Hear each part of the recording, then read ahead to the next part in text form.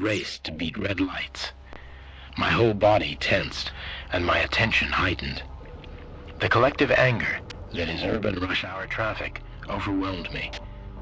As twilight descended, the streets would quiet, and the frantic rush hour crowd would give way to the more leisurely dinner hour crowd, which would give way to the alcoholics going 4 blocks to the local bar, which would give way to the decked-out partygoers, which would give way to the angry, violent closing-time drunks who urinated sloppily into plastic cups in the back seat, or slapped their girlfriends, or sobbed on my shoulder, or brandished knives and guns, or simply passed out. Then came the pimps and whores and junkies who wore sunglasses at 3 in the morning, interspersed with the occasional emergency run to the hospital, or the woman who had been abandoned by her date at a party, or the terrified motorist stuck with a flat tire on the side of some darkened road.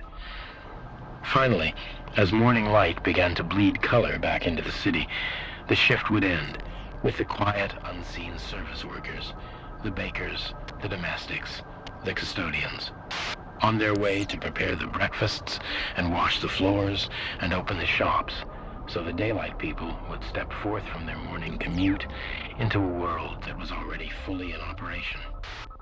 It was the human drama without parallel.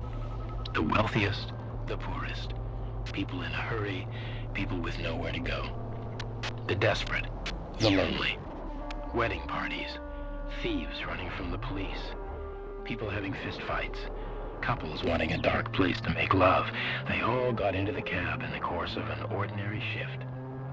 One night, I drove 70 miles between hospitals with a styrofoam package of human eyeballs sitting on the seat beside me. It was fascinating, exhilarating, terrifying, and exhausting. When at the end of my shift I pulled my cab back into the garage and turned my keys over to the day driver, I was emotionally spent and spiritually drained. The images of the night swirled around me and tore at my mind and my heart.